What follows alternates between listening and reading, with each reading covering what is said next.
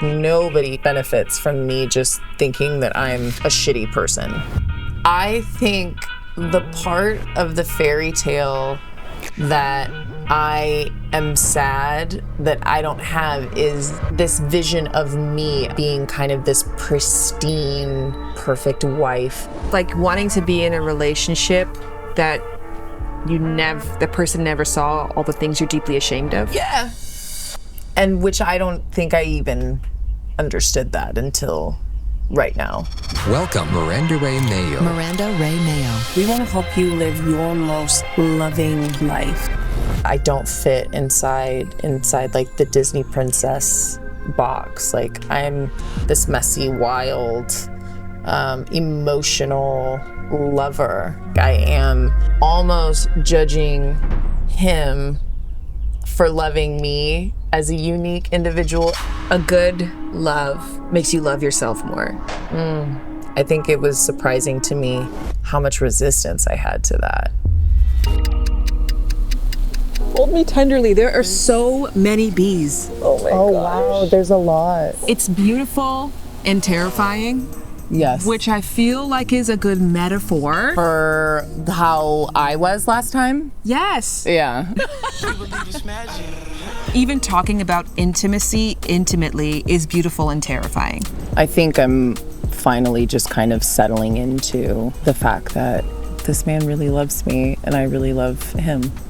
We think that if it's right, we'll just fall into it. Yes. I think that's the big thing that kept me feeling insecure, unsteady for as long as I did, was really feeling like there were all of these kind of boxes that needed to get checked, not only from him, but from myself.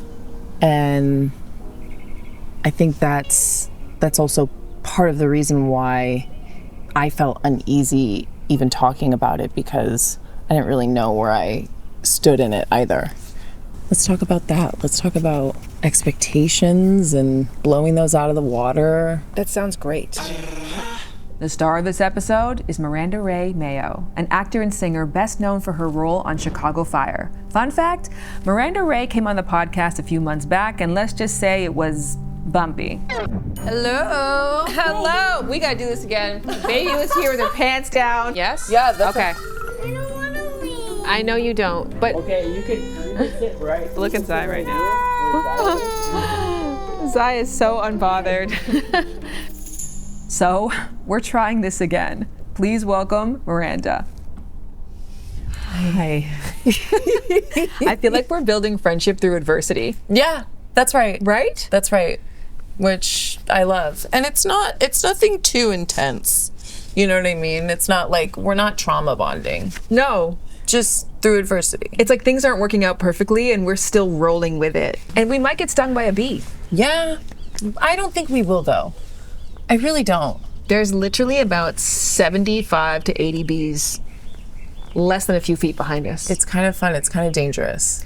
Do you know that this is actually a technique for first dates? No. There's something called the swinging bridge experiment where people went on a first date on a solid bridge and they went on a first date on a swinging bridge. And guess which date people felt stronger attraction for each other? Totally on the swinging bridge. Yes. For sure. Because it was arousal confusion. Yeah. Because you're nervous, you're like on edge, and then your breath gets shortened, you know, your pupils dilate because you're more aware and alert. These are all things that happen in arousal. So you're like, am I really turned on by this person or scared for my life? I'm not sure, but I'll do this again.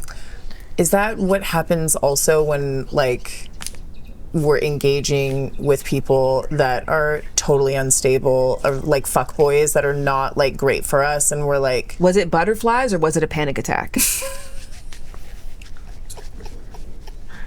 God damn.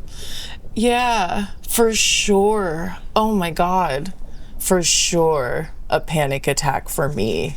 And I'm thinking of at least one like person in my life that consistently, when I was engaging with him, it was just,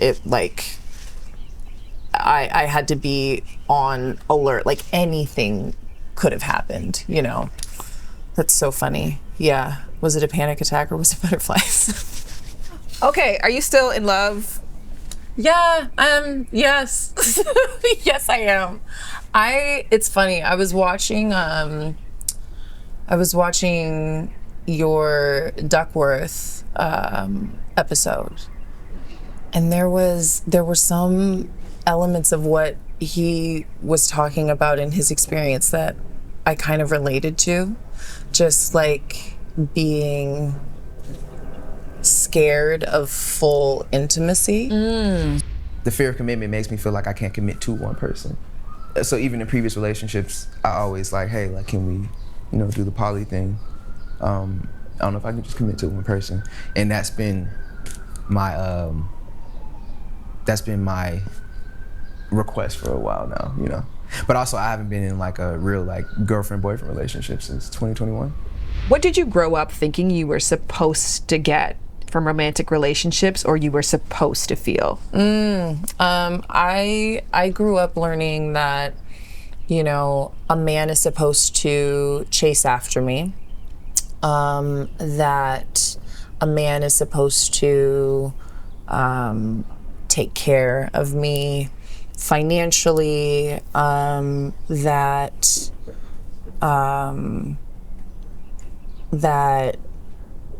also like that spark, that thing that you see in film where there's just so much chemistry all the time, so much tenderness all the time, that's like how it should be. It's interesting though, because my parents were not, they divorced when I was like 10, and I didn't really experience them being very tender or loving with each other at all. Like I didn't see them work together as a team very often. And my mom would often kind of she would just like express regret about how, like, she didn't pick the right partner and how important it is to pick the right partner. And so I think that there was a part of me too that, like, I didn't know exactly what that meant. I just knew that it was very important. But I think that's also why a part of me has I think my longest relationship has been the one I'm in now. So like a little over 2 years, because in the back of my mind, I'm like, okay, but if you're gonna pick someone to be with, to commit to, like, this is what it's supposed to be. And I think there's a part of me that will look subconsciously and see all of the ways that maybe they're like, that he's not this, which keeps me from like really appreciating, the unique individual, like, that my partner is, or that my partners have been. Yeah. I feel like I got a little, like, You did not. Oh, You good. This Gorgeous. was great. Gorgeous. Okay, gorgeous. I thought you really cooked, and you really touched upon something that I don't think is expressed in the same way that the fuckboy trope is expressed, because there's a difference the consistent thing is the fear of commitment. Yes. But I think that the way that we're socialized, the way that men traditionally express fear of commitment and the way that women traditionally express fear of commitment, or where they're coming from with that, feels very different. But the result is kind of the same, of inconsistent relationships and being with people who might see something deeper and richer in you when you're kind of like doing that for them. Totally. 1000%. And like 1 foot out the door. And it's interesting, like I love the idea of polyamory and non-monogamy. I think though, in the past, when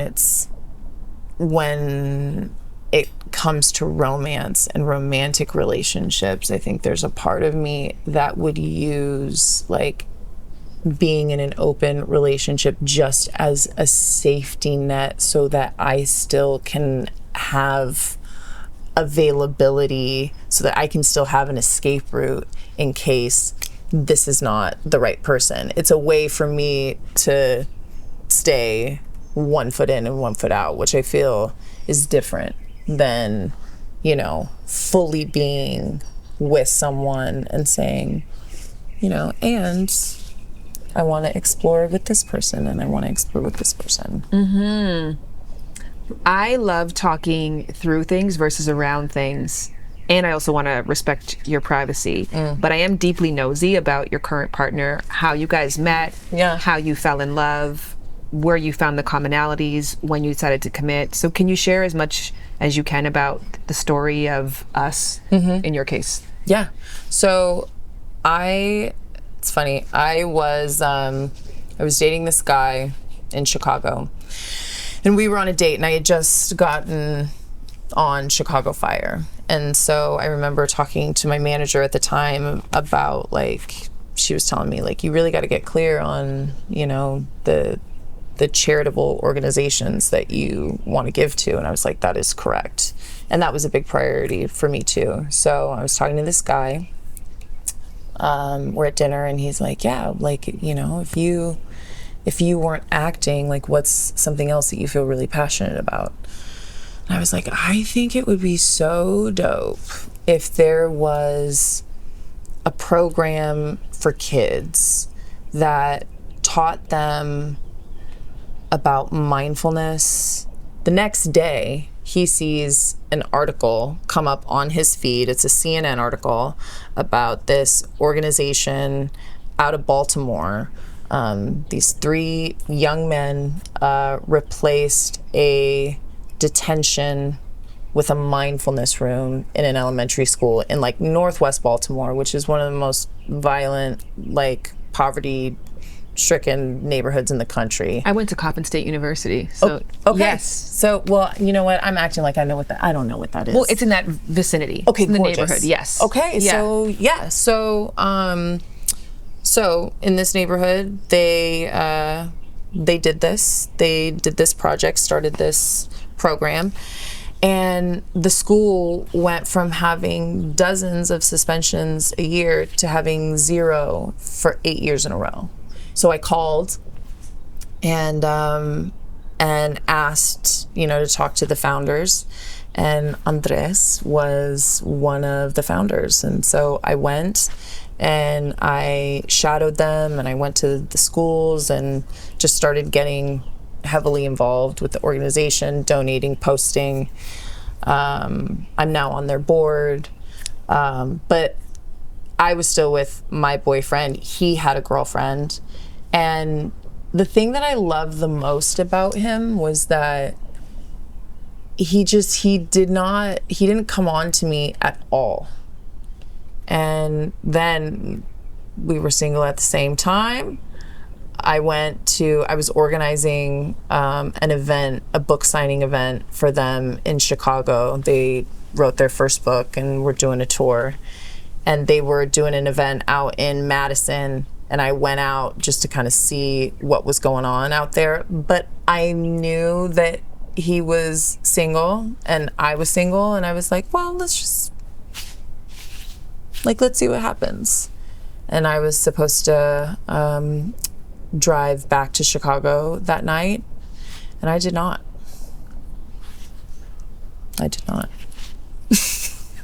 I spent the night with that man. Yeah, okay, yeah. I got it. We had relations. Anyone who's not clear, they had sex. We had sex. Wow. I find this story so fascinating because that goes against what you thought you were supposed to feel from the one, of like maybe this macho person sweeping you up, that energy being undeniable, that, because you know that there's this saying, when you know, you know. Yes. And you didn't know. No. And I tell you that there's a lot of things I want to throw at you. Get it. Which I always try to, like, keep in sequence. So if you get a thought, interrupt me, please. Okay. But I had no idea when I met Jared that was my husband. I literally would not have bet a single red cent on this man being my husband. And when I saw him, it was extreme sexual attraction, extreme like desire to, like, we were never friends. And I would say that we were fuck buddies, never friends. But you know, I was not in a place of stability in my life, so I thought I really required a partner who had stability, and he was sleeping on his friend's couch working at a taco shop and 6 years younger than me. That is not the package of my husband. So I didn't even let myself think that or go there. And I didn't experience any of those initial feelings. Like I literally did not know. And I wasn't saying that like in the back of my mind I kind of knew. I like genuinely didn't know. And years later, I read this book and it talked about, I really got obsessed with the idea of love at first sight because I didn't experience it, right? So I was like, well, what is love at first sight? And like, why do some people know and some people don't? And essentially they were saying that love at first sight essentially is attraction at first sight, and attraction is political. Right? Like who we are attracted to is programmed into us. It is marketed to us. So what we think of as attractive would go more so against of what is familiar than what is actually genuinely visceral. Ooh. And so what that does is it disallows you from actually genuinely looking at that connection at face value. And it robs both of you from ever having a chance of like having a genuine love story because it doesn't match the marketed love story. It's only recently that I've really been exploring, like, but who are you in front of me?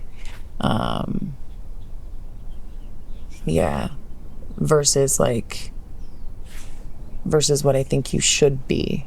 And it's crazy how often that pops up. Like if it goes unchecked, like it fucking hijacks my whole nervous system. Cause then there's this fear that I'm like living in this timeline that's wrong, you know? But does living in this timeline that's wrong mean like investing time in not your person? Yeah. But my man's is like delicious. Yeah. Like, is this possibly a nice guys finish last story? Yeah, I think so.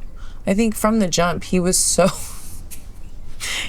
sweet. He was like in. He was like, I am ready to tell the world that I am in love with you. And I was like, absolutely not. No one in the organization can know. Like, can we just keep this very low key? I was terrified. Because it's also the feeling too, I've experienced jumping in and then getting like, you know, a month or two down the road being like, I committed way too quickly. I'm not ready for this, and I want to be with other people, and it just being so like just causing so much pain. Yeah. And then just feeling shitty, just feeling like a shitty person, and which doesn't help anybody. Like even in my world, like nobody who's connected to me benefits from me just thinking that I'm a shitty person. Yes. You know? So especially you. Especially me. I think that's another thing, that's another gift that I've gotten from Andres is like being in relationship with him because he's been so unconditionally loving with me, like, which I didn't trust at first. I just kind of thought that he didn't have boundaries and was like, well, okay, you're okay with us having an open relationship even though that's not really what you want. Well, I don't trust that. Yeah. Versus really seeing how generous he was being, you know? And confident. Like, go ahead. I just want to say how much I'm deeply resonating with your story and parts of it and how it feels so similar to what I had experience with Jared, because our relationship is open and really was open for a very specific reason in the beginning, which I'm so grateful for this reason, because similarly, I had all these ideas around what my person's supposed to be like. Yeah. One, they're supposed to be my age or older. So that's off the rip. Like, your young ass? No. So when we first got together, it was like very casual. Then it turned to a friendship. And then about 6-7 months later, Jared said that he loved me. I hadn't even thought about it. Like, I love you too. And I reflect on our experience. And at that same time, there was a guy from my past who was older, was rich, much more successful, and was coming into town. And I was like, look, Jared, like, I love you. I love what we have. I want to communicate to this person that I do have someone I deeply care about, but I also have to explore this. Right. And that, I'm so grateful we had that opportunity very early on. And again, the confidence that it took For him. Yes. Which I can tell the sexiest story about that too, because years later, when I was bringing up that scenario, and then because that person came across my feed, and I was like, oh, look who it is. He was like, who is that? I was like, Period. You never looked this person up? You never researched? It was just like this deep knowingness of like, do your thing, go look. Like, I don't have what that person has, but they don't have what I have. I'm obsessed. Like, cause that's power. I would have for sure checked. For sure. Like, yeah, I would have been on the Instagram. I would have known who her friends were. Yes. Yeah. I would have known where you guys were going. I would have mapped your whole progress. Yes. I could have been able to tell you where to go to eat after that movie, because I know what movie you're at. And I don't consider myself to be jealous. I consider myself to, but I think that that's just a part of my, I don't know. I don't have that thing.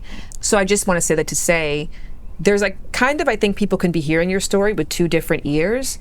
One of the ear that we come from a society that makes it difficult to see the partner that you have as the partner for you. Because we're not looking for the best partner for Miranda. We all have agreed on an idea of what the best husband is, the best wife is, and we're all trying to fit into those slots. Which, by the way, I do not fit the perfect wife slot, and didn't for my husband, who came from a very Christian family, who was like, what are you doing with this slut? Right. In not so many words, right? Like, there was also a lot that I did not fit or match, and I'm older, so many things, but I think on both ends of it, and maybe that's why there was the ease on both sides, because neither one of us were trying to make each other the thing, because we were already like, you're not the thing anyways, so like the pressure's off. the pressure's off. Yeah. But eventually you kind of have to realize that you've been fed the wrong idea of what you're supposed to want to actually embrace what's right in front of you. So it's either that's your story, or genuinely you're trying to fit the circle inside of a square. There's a beautiful example that this Dr. Spirit gave of what happens to a lot of women in particular who try to find happiness within a relationship that doesn't fit them. Well, compatibility is all about the way that we fit, right? And sometimes we are not compatible at all, and we can recognize that right away. Sometimes one of us is compatible with the other person, and while the other person is not compatible at all. I call that one-way compatibility. Oh, wait, hold on a second. One-way compatibility. Yeah. So one-way compatibility, what I show my clients to illustrate this really easily, and I brought a graphic for you to see this today. It's kind of like the circle and the square, right? Okay. Imagine that you're the square and I'm the circle. Okay. I fit into you. And Yep. so you're able to touch all of my points. You complete me. It feels good. You are able to do all that I need to fulfill me. Because the circle fits inside the square. Right. But the square has edges that are never touched. And so they have unmet needs. And so they sit in a relationship and they go, you know what? For some reason, this just doesn't feel fully satisfying to me. But don't you feel like that's partially true within any partnership? That like there are just always going to be parts of you that can't fully be seen or known? Or do you feel in your partnership that like just completely, totally, fully known? there's a person inside of my lovers community, Shablis. She's a job recruiter, and she gave me this genius tip about looking for a romantic partner. It's that in order to fulfill a role, you have to know what the role is. So I don't require my husband to be my sister. That's right. So of course there are parts of me that are not fulfilled by him, but that's actually not the role that I'm looking for him to fulfill. Yeah. So we don't have the same sense of humor at all. And I'm like, that's fine. I'll laugh with my sister. Yeah. You know what I mean? So I think that's not a requirement for me for a partner, but he fulfills the role of romantic partner perfectly. I feel like a square in a square 1,000%. That's so juicy. Yeah. I think, okay, so something that you said, like, that you don't fit the perfect wife. I think that I know that that's true for me, and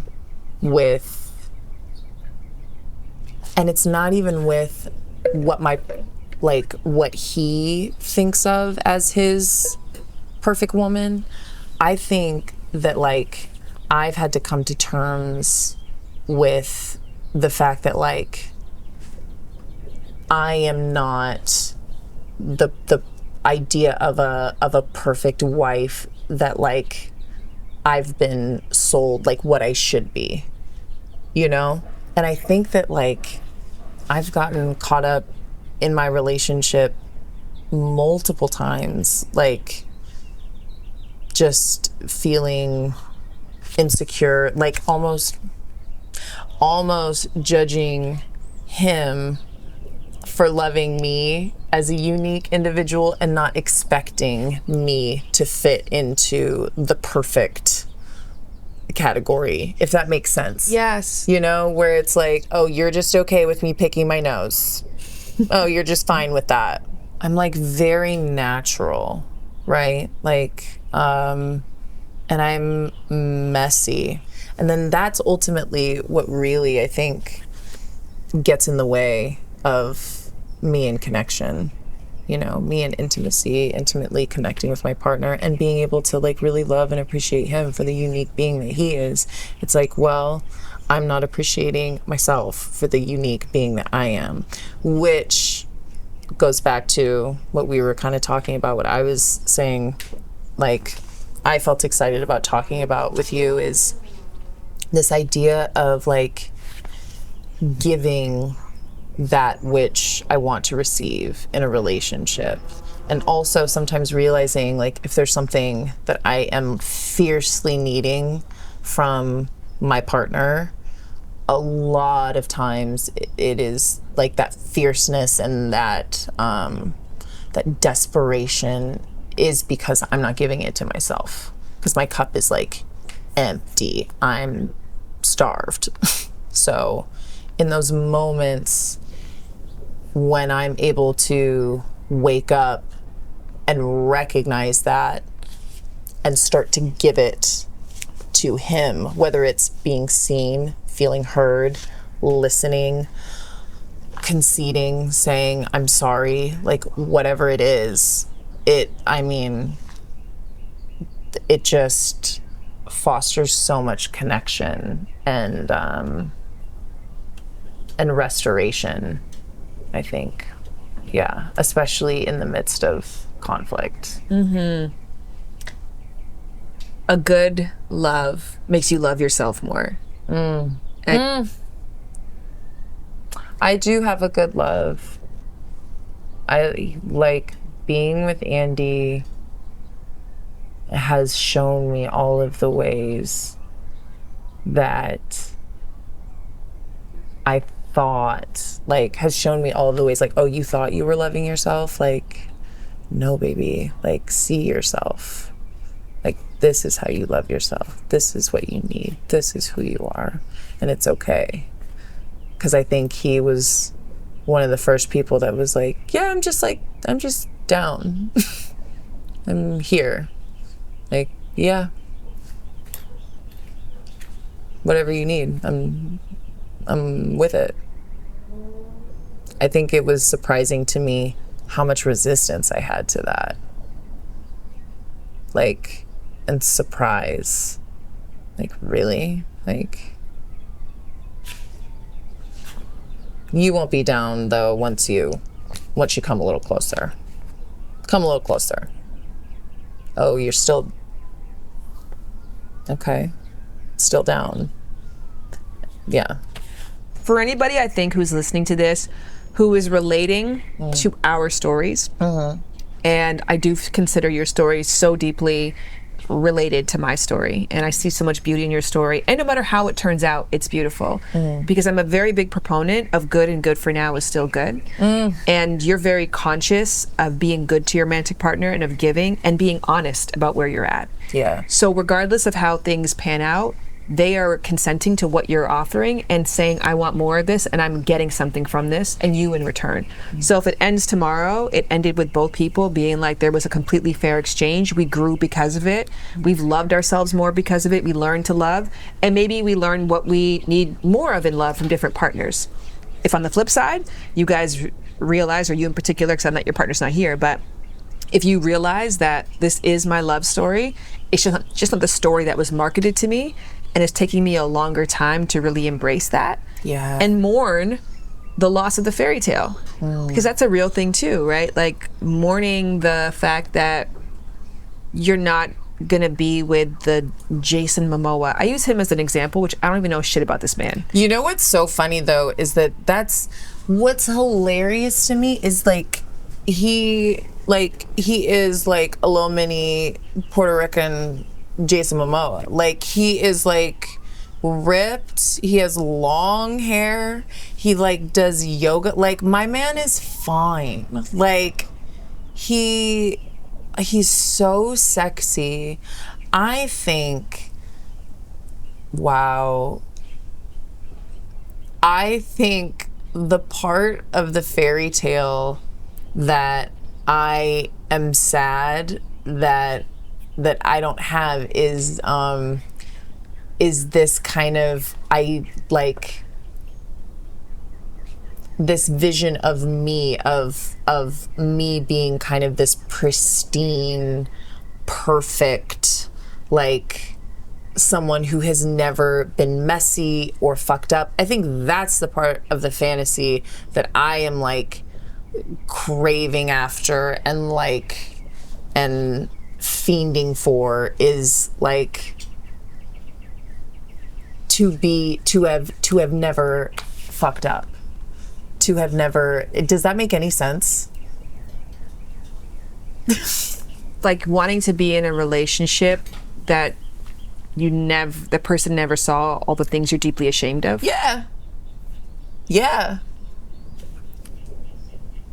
And which I don't think I even understood that until right now. Like that's the big part of the fantasy. Like I was saying, like when you are in full acceptance and acknowledgement of like, yeah, I am not like I'm not the perfect, the ideal, the, you know, up on a pedestal version of what a wife should be, but I am incredible exactly as I am. Like I think that I've been equating incredible with neat, tidy, never fucking up, never, desiring anything outside of the current situation. And so that's really, that's where the mourning is just that, like, no, I am not that. Like, I am this messy, wild, emotional, dramatic being, like, lover. And yeah, I don't fit inside like the Disney princess box. Like, I'm selfish at times. Like, I am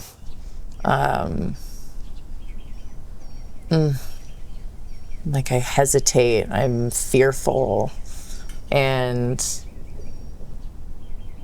So, yeah. It's like, it's mourning that doesn't exist, that he's not coming along and pulling that out of me, that I'm not becoming this perfect version of myself in the presence of my lover. Like, I'm just kind of still being myself, and he's just loving me for exactly who I am. So that's so interesting, and I don't think I even really had ever put that together in that way, that's what the expectation was. That's the bubble that's been burst. Just, wow. That's a huge wow. I'm amazed by that. I think that we all kind of want our lover to save us from ourselves versus embrace us for who we are. And that can come in the form of even finances. Like, save me from my reality, right? Like, save me. And I don't ever want to be reminded of the pain that I experienced being who I am and where I'm at. I think that even in our relationship with Jared, we built what we have together. And I did kind of want somebody who just saved me from myself or took me out of that. And yes, to your point of I don't want my insecurities to come with me into my dream come true. I don't want my weaknesses to come with me. Yeah. I'm supposed to leave all of this stuff behind and then get whisked away and saved. Yeah. That's But the interesting thing about that is I think that we think that, which we could obviously talk for 5 more hours now that we've unlocked this new thing. So literally, I'm trying to be mindful. I'm like, and now for Act 3. Yes, it's because this is the intermission of our thing. Go get yourself a snack. Pardon the interruption, but I had to tell you about the incredible sponsor of this episode, me. I mean, why not, right? It is my podcast. And on that note, did you know that Lovers is so much more than a podcast? It's a deluxe suite of services designed to help you reach your intimate potential. Now, there's tons of free tools, for example, Shay.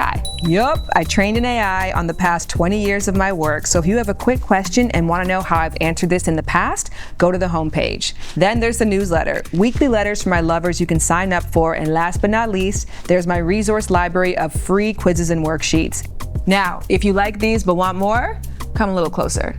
Introducing the premium paid experience inside the Lovers community. Connect with like minds, book one-on-one time with me, join one of my weekly classes, and of course, be a part of the podcast. The Lovers community is $20 a month for members and free for muses because yes, I created a free preview space so you can learn more before committing. Now, I know I threw a lot at you just now, so let's keep it simple. All you have to know is go to loversbyshan.com to get everything you need and nothing more. Again, that's loversbyshan.com. I don't want my insecurities to come with me into my dream come true.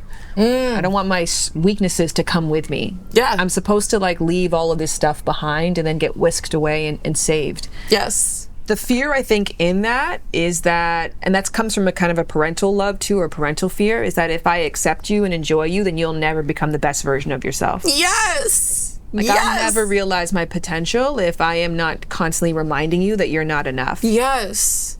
But the truth of the matter is that you require soil and sunlight and food to grow. All things require that. Most things do not require adversity and hatred and toxicity. But I feel like we think that if I don't put expectations on you, then you'll never grow to them. I think the kind of crux of where I feel like we're at is when you get to that crossroads of, am I tripping or am I settling? Yeah.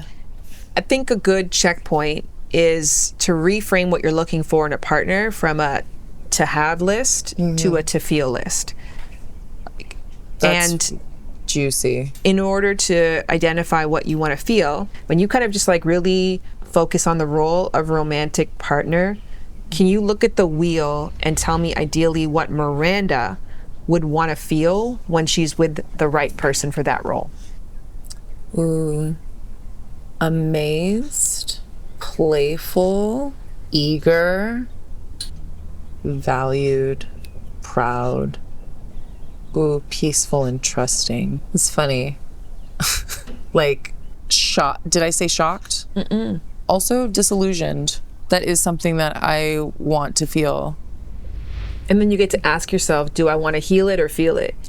That's something that I actually really deeply appreciate about what y'all do and lovers. Like, I just was like, this is so delicious. It was part of what made me kind of rethink the openness in my relationship, or when I thought that I wanted openness, I'm like, I wonder if like I really just need to get more curious like with my partner.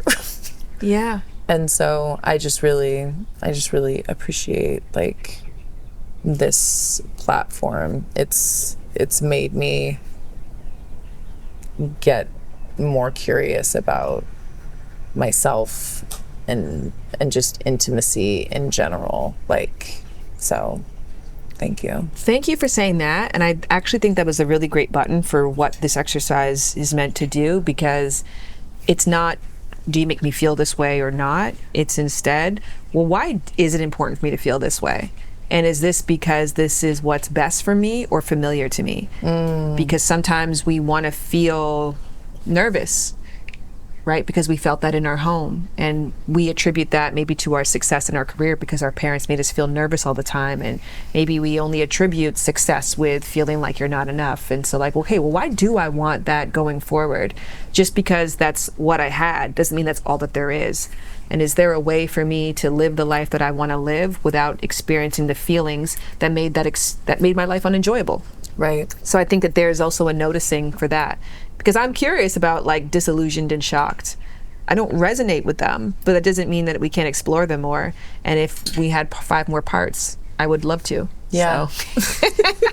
Listen, the life and the relationship is young. Where do you want people to go after this to get more of you? You're working on an incredible project right now. I don't know how much you could say about that, but yeah. Well, what's interesting. So I'm working on this project called Here She Comes, and it's a project that explores the practice of 2 sex coaches, and it's loosely based on 2 women who created the Somatica Institute, which is an institute based out of San Francisco. So they should go to my IG, which is Mr. Mayo, MrMayo,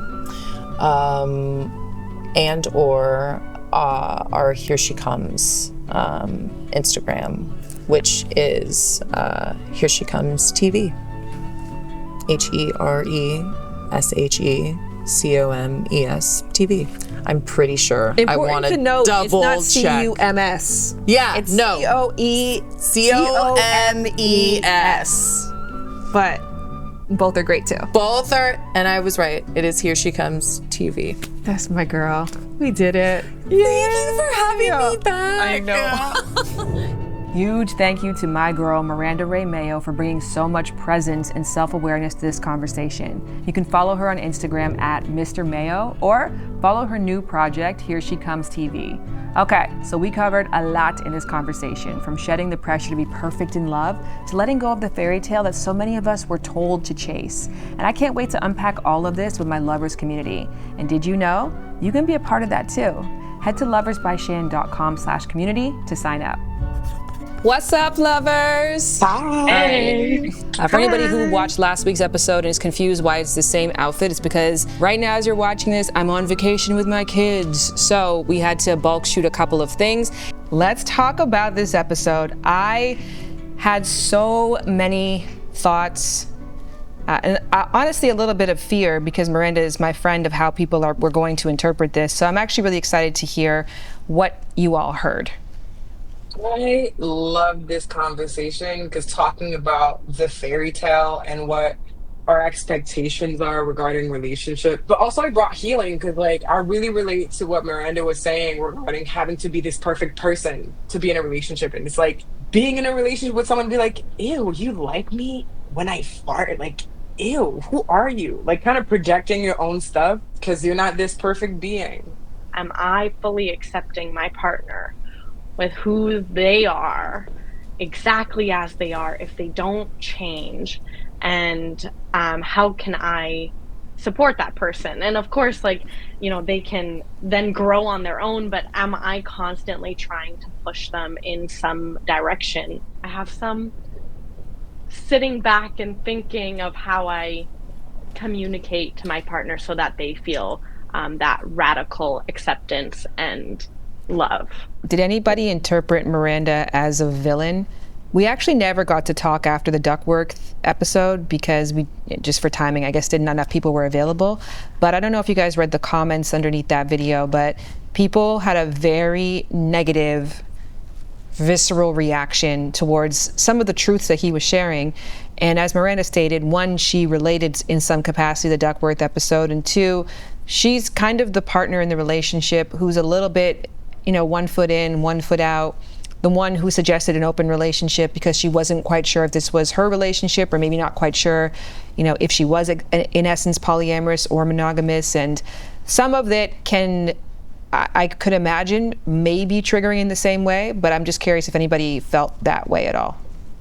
Yes, but I don't think that's a bad thing, because I know I've been somebody's villain, and I'm like, everyone's been a villain to somebody, and I think that's okay. I think occupational hazard, like relationshiping, sometimes things go awry, and that's okay. It's okay. We learn, we grow.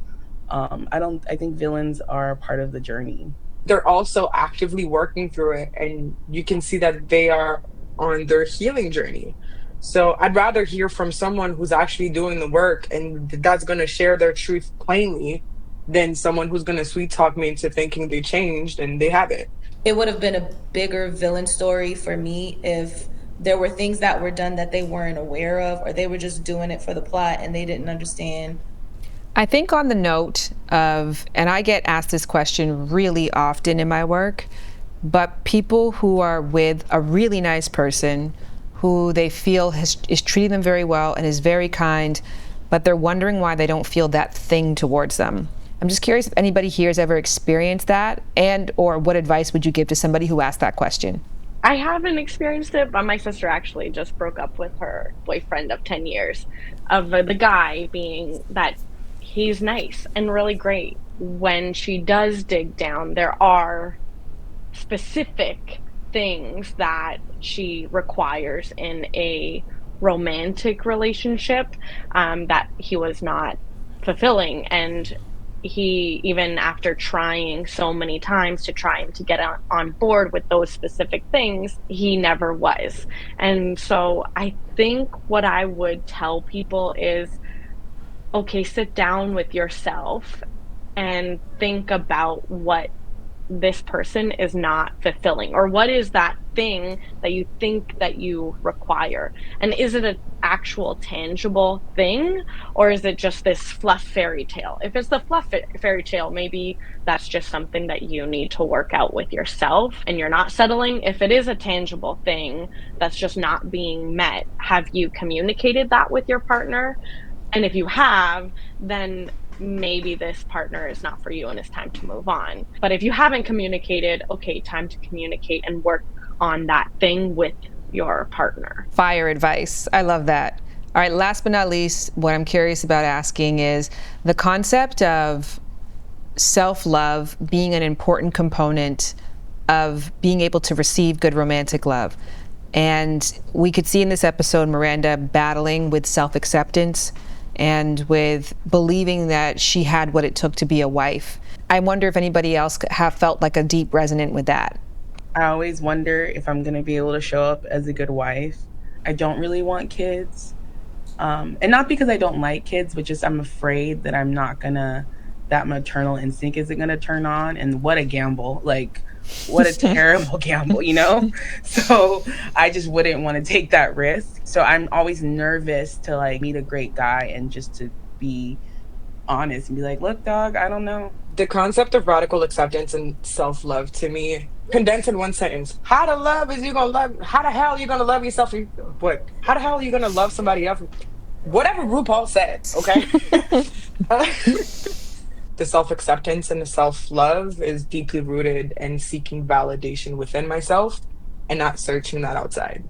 I thought for a long time that if I gave the love that I wanted to receive, that it would come back to me in the way that I needed. But if I didn't even know how I needed it, I couldn't expect it. I'm now at a place where it's like, okay, you do have to love yourself and you have to know what that love looks like in order to give the love that you know how to give and receive what you get back. Can I just say thank you and cheers to all of you for your vulnerability in this conversation? I know it can be sensitive. And again, shout out to Miranda for offering herself up so generously and offering a truth that many of us resonated with but have never put into words. And I believe that she gave me that gift, and Yancy, I know she gave you that gift. And hopefully all of you at home feel a similar way. And if you do, make sure you go down to the info box below and find Miranda's links and let her know.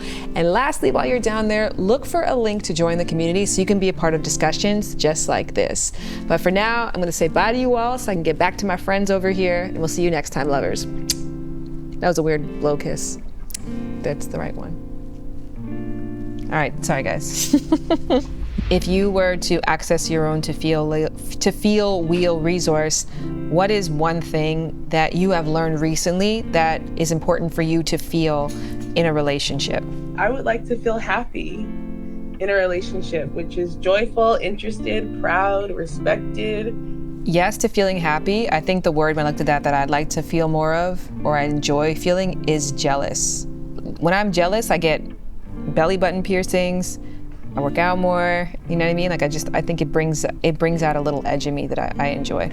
Cheeky, like almost like that, like brattiness, but like he's being more dominant, and it's been a lot of fun. I want to feel safety, and that reminded me of, I don't know if anybody saw that like quick clip with Tiana Taylor, and she was talking about I'm a cup of tea. Yeah, I'm like a hot ass cup of lemon ginger tea. Like, you have to treat me with a certain level of treat me gingerly, because then I'll feel safe. And then once I feel safe, it's like all bets are off. I'm yours. I'm a puddle. I choose peace.